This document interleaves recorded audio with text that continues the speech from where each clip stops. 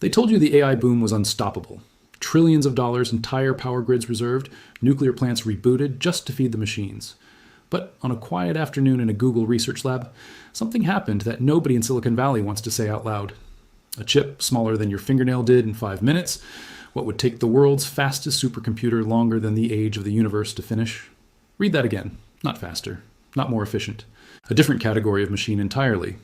And now, quietly, in boardrooms from Mountain View to Poughkeepsie, a terrifying question is being asked.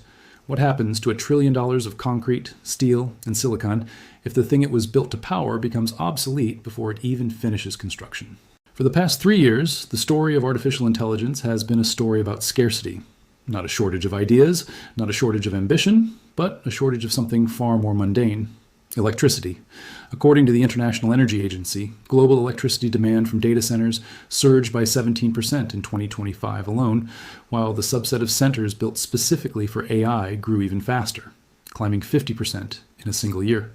What most people are not seeing is how strange that number really is. Global electricity demand as a whole grew by only 3% over the same period. AI-focused infrastructure was outpacing the rest of the planet's power consumption by more than 15 times. Executives at Google, Microsoft, Meta, and Amazon were not just building server farms anymore. According to IEA satellite tracking, so-called AI factories, data centers purpose-built for machine learning had more than tripled in total capacity in just 18 months. This is not incremental growth. This is the kind of expansion that used to take a decade, compressed into a season. And the money behind it is almost incomprehensible. According to the IEA's own analysis, the combined capital expenditure of just 5 technology companies now exceeds global investment in oil and natural gas production combined. Sit with that for a second. The companies building chatbots and recommendation engines are now outspending the industries that literally fuel the modern world. In 2025, that figure crossed $400 billion. For 2026, the IEA projects, it will jump by another 75%. Cities analysts, tracking 6 of the largest spenders, expect capital expenditure to hit $539 billion annually by 2029. This is where it gets worse, because all of that spending is built on a single unspoken assumption that the architecture being purchased today will still be the architecture that matters tomorrow. And in December of 2024, a chip built in a fabrication facility in Santa Barbara quietly suggested that assumption might be wrong. Google called it Willow. On paper, it looked unremarkable. 105 qubits, barely double the size of its 2019 predecessor, Sycamore. But size was never the point. For nearly 30 years, every serious attempt at quantum computing had run into the same wall. Add more qubits to a quantum processor, and you typically get more errors, not fewer. The system becomes noisier, less stable, more classical in its failures, even as it becomes more quantum in its ambition. Willow broke that pattern. Google's researchers found that as they scaled the chip from a 3x3 grid of encoded qubits to 5x5 to 7x7, the error rate did not rise. It fell exponentially. In the language of the field, Willow crossed what is known as the error correction threshold, the first system to demonstrably do so. According to informed sources inside the quantum research community, physicists had chased this milestone since the mid-1990s. When it finally arrived, the reaction inside Google's quantum AI division was reportedly one of quiet disbelief rather than celebration. This is not chaos. This is strategy. Decades of theoretical groundwork suddenly converging into something that worked in the lab, not just on a whiteboard. To prove the point, Google ran a now famous benchmark called random circuit sampling.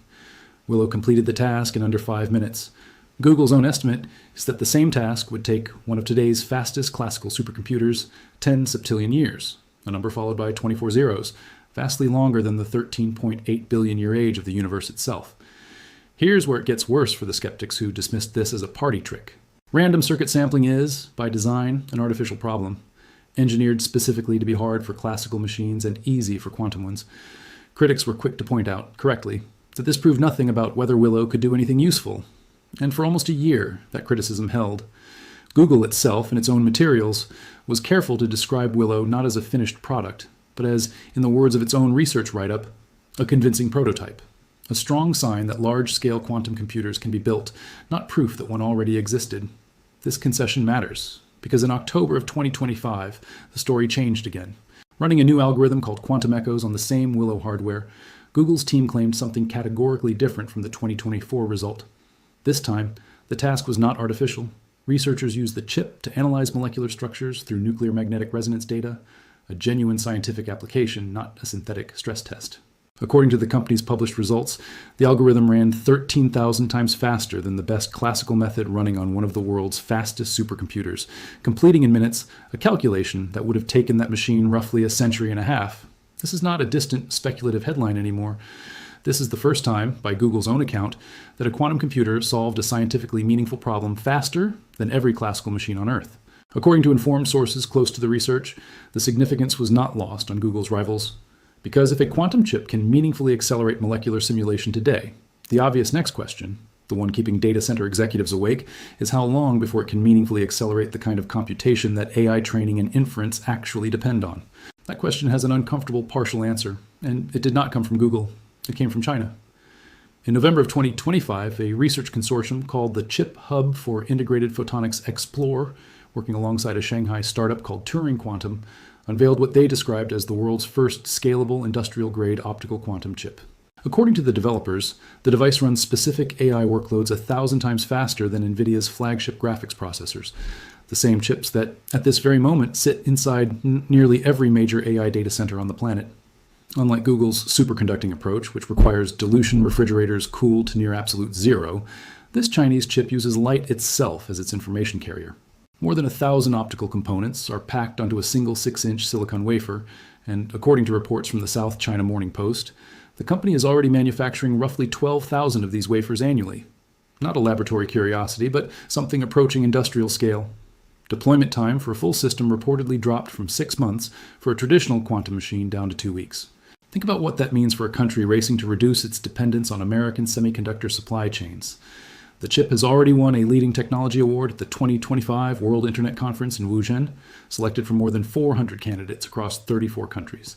And according to its developers, it is already being used in aerospace, biomedicine, and finance. Now, here's the honest concession, the kind serious analysts insist on before you get excited about any of this. Technical experts who examined the Chinese chip in detail raised a pointed objection. Photonic chips are not automatically quantum computers. To count as genuinely quantum, a device has to exploit superposition and entanglement, the strange rules of quantum mechanics that let information exist in multiple states simultaneously. Skeptics argue that ChipX's device, for all its speed, may simply be an extremely fast classical photonic processor, using light instead of electricity to perform the matrix multiplication that dominates AI computation, rather than harnessing true quantum interference. One widely circulated technical breakdown put it bluntly. Comparing this chip to an NVIDIA GPU is like comparing a Formula One car to a freight train, because the two machines are built for fundamentally different jobs. That distinction matters enormously for anyone trying to separate genuine disruption from marketing. But even the skeptics concede something important. A 1,000-fold speed-up on the specific linear algebra operations that dominate AI inference is technically plausible with photonics, whether or not you want to call the underlying physics quantum in the strictest sense. And that has real consequences for a data center industry built almost entirely around one company's silicon. So now you have 3 separate storylines converging on the same industry within the same 18-month window. Google claiming the first scientifically meaningful quantum advantage in history. China claiming an industrial-scale photonic chip that undercuts NVIDIA's core business by 3 orders of magnitude on specific tasks. And IBM, quietly, methodically, laying out perhaps the most credible roadmap of them all. In June of 2025, IBM published a detailed year-by-year plan toward what it calls Quantum Starling, a fault-tolerant quantum computer the company intends to have operational by 2029, built in Poughkeepsie, New York. The plan is not a single leap, it's a ladder. In 2025, a processor called Loon tested the architectural components, long-range connectors known as C-couplers, needed for a new error correction method called Quantum Low Density Parity Check Codes, or QLDPC, which IBM says can cut the physical qubit overhead, required for error correction by as much as 90% compared to older approaches. This year, 2026, IBM is rolling out 2 more milestones. The first, called Nighthawk, is already in early access, boasting the highest coherence time in IBM's entire fleet and the ability to run up to 5,000 2-qubit operations. IBM plans to use it to demonstrate what the company calls early quantum advantage before the year is out.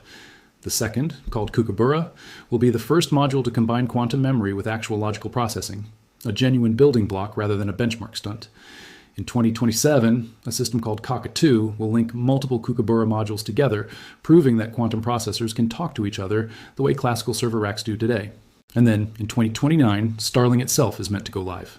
A machine IBM projects will run 100 million quantum operations across 200 logical qubits, roughly a 20,000-fold leap over what exists right now. IBM has even named this machine's successor already. Blue Jay, targeted for 2033, is expected to scale to roughly 2,000 logical qubits and a billion operations. This is not vague futurism. This is a company publishing internal engineering milestones with specific years attached, the way NASA once published a countdown to the moon.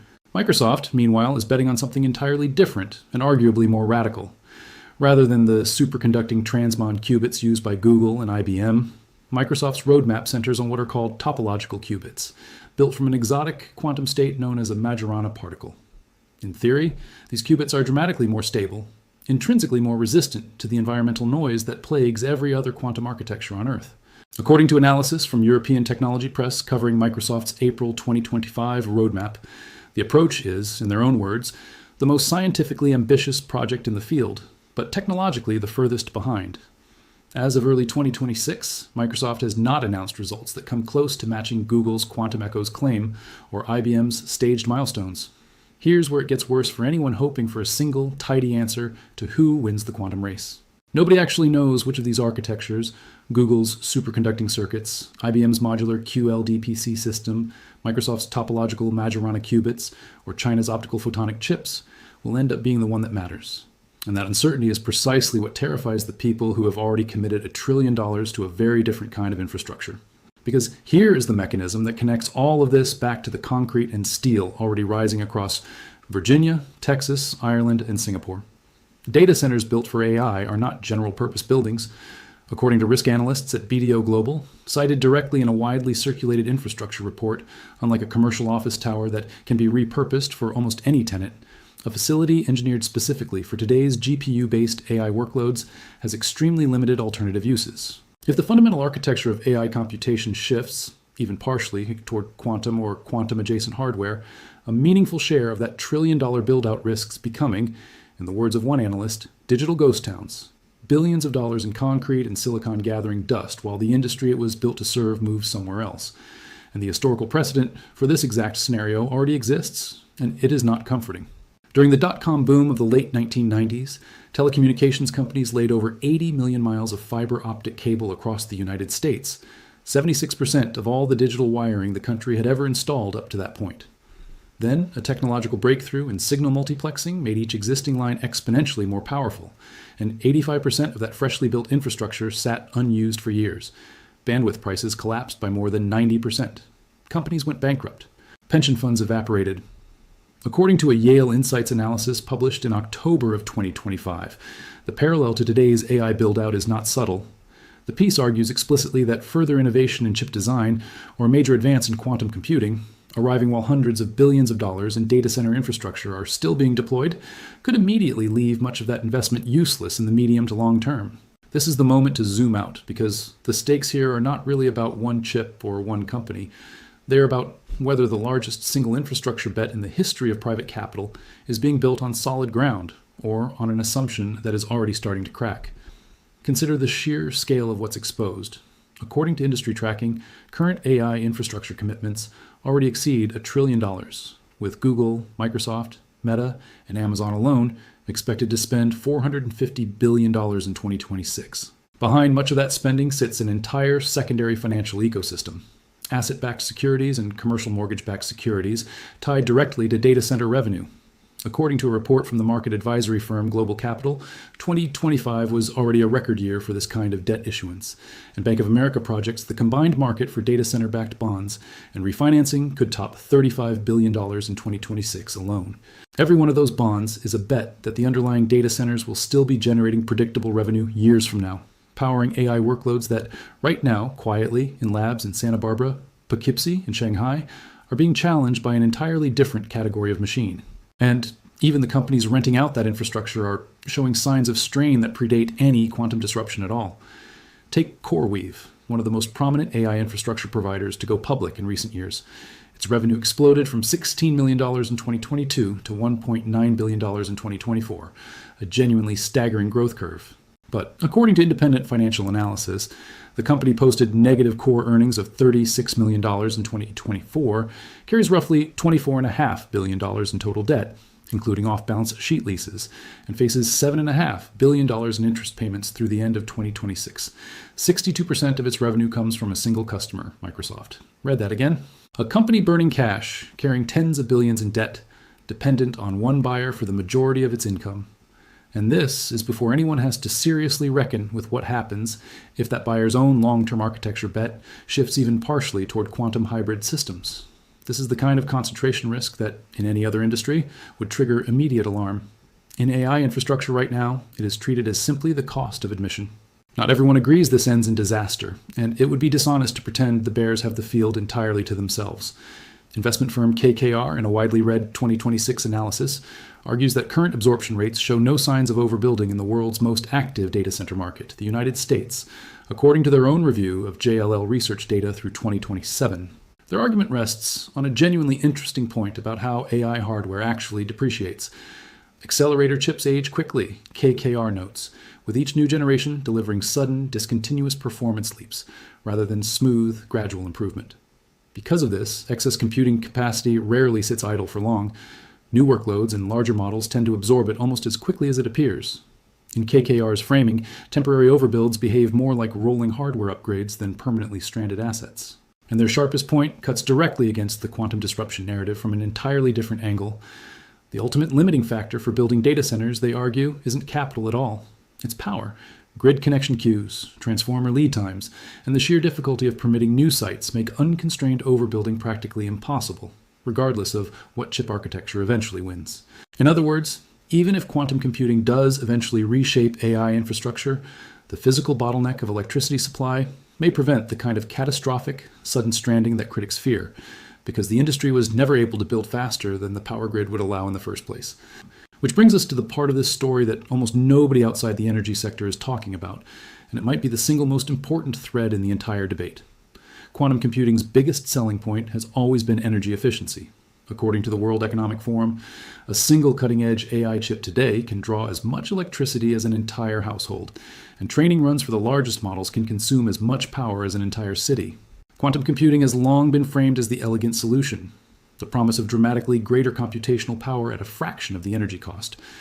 And the numbers genuinely do look compelling on the surface. According to analysts cited by CNBC, quantum systems could require, in the words of one UBS researcher, only a fraction of what a data center would use to solve the same class of problem.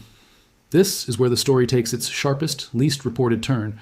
The first rigorous scientific attempt to actually quantify this claim, a peer-reviewed study published in early 2026, found something far more complicated than a simple energy victory. Electricity needs for large-scale, fault-tolerant quantum computing, the researchers concluded, do appear to remain within feasible bounds. But water and a rare isotope called helium-3 could become severe bottlenecks as the technology tries to scale. Helium-3 is used to cool the dilution refrigerators that keep superconducting qubits functioning near absolute zero, and it is one of the scarcest materials on Earth, produced only as a byproduct of nuclear weapons maintenance programs. Think about what that actually means. Quantum computing does not eliminate the resource constraint that has haunted AI infrastructure for the past 3 years. It relocates it from megawatts and cooling water at massive scale to a genuinely irreplaceable isotope that the entire planet produces only in tiny, geopolitically sensitive quantities. This is not chaos. This is strategy of a different kind, one where the bottleneck simply changes shape rather than disappearing. And this is precisely why the smartest infrastructure planners are not betting on a clean replacement of one technology by another. In June of 2026, the Open Compute Project Foundation, the same industry body that helped standardize the hyperscale data center designs used by Google, Meta, and Microsoft, published a formal framework for integrating quantum processing units directly into existing data center architecture. The document standardizes the mechanical, thermal, and electrical specifications needed to make quantum hardware modular and rack schedulable, sitting alongside conventional GPU racks rather than replacing them wholesale. This is the quiet, unglamorous version of the story that almost never makes it into a headline, but it is probably the truest one. The future being built right now is not a battle between quantum computers and data centers, where one annihilates the other. It's a hybrid architecture, where a handful of specialized quantum coprocessors handle the small subset of problems, molecular simulation, certain optimization tasks, specific cryptographic functions, that classical GPUs are fundamentally bad at, while the vast bulk of AI training and inference continues running on the silicon that already fills those trillion-dollar buildings.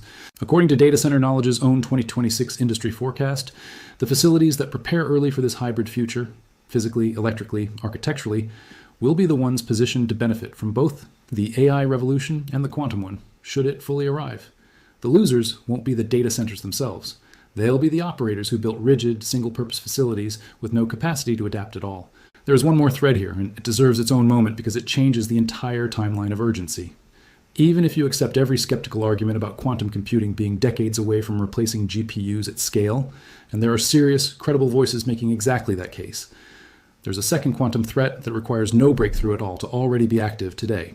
It's called harvest now, decrypt later, and according to cybersecurity researchers tracking the phenomenon, it is not theoretical. It is happening right now. Adversaries, according to multiple security analyses published in 2026, are actively scraping and storing encrypted AI training data, proprietary model weights, and sensitive internal logs from companies around the world. They are not trying to break the encryption protecting that data today. They don't need to.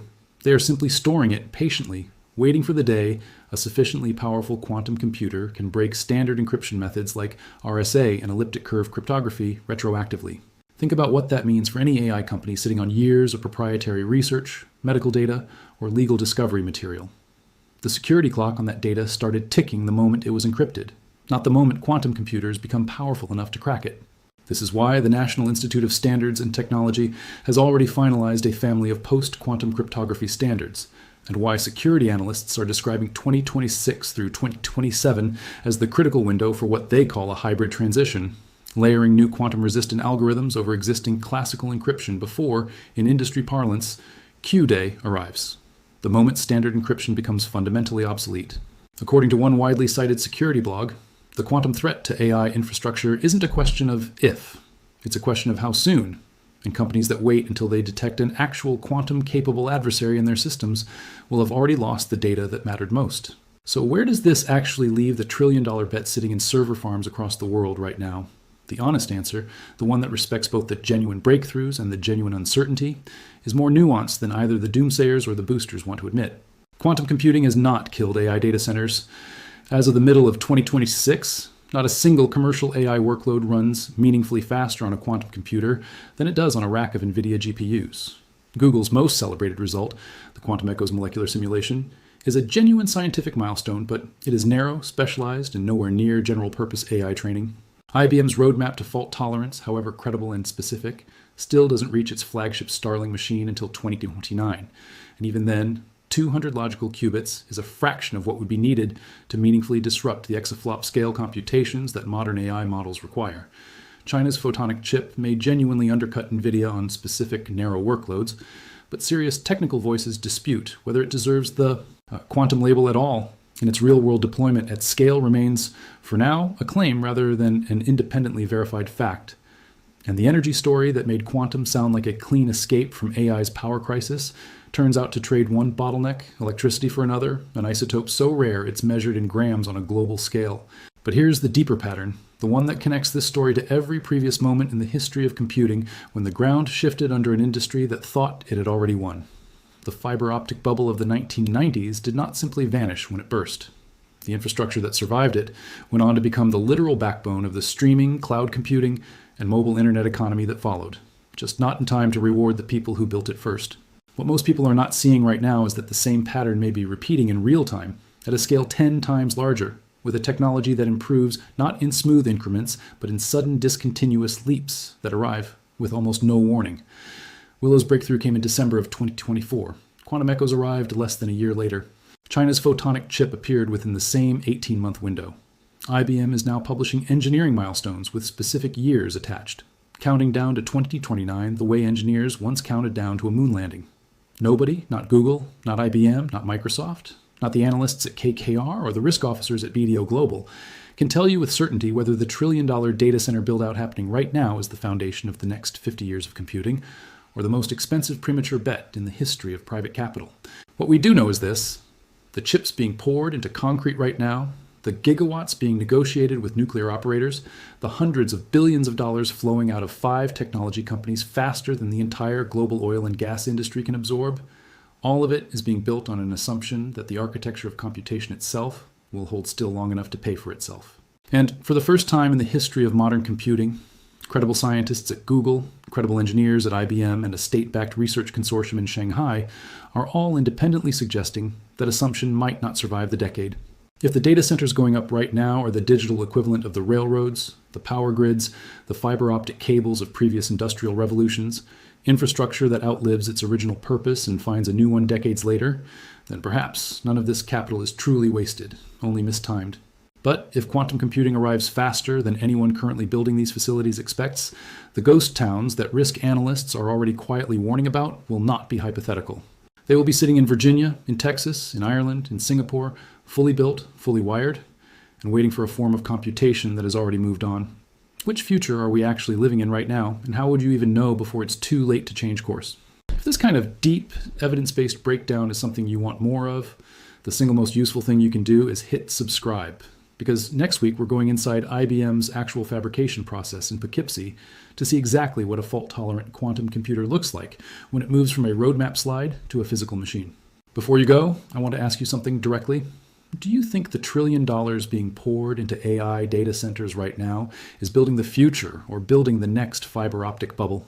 Put your answer in the comments, and if you've made it this far, you already know I read every single one.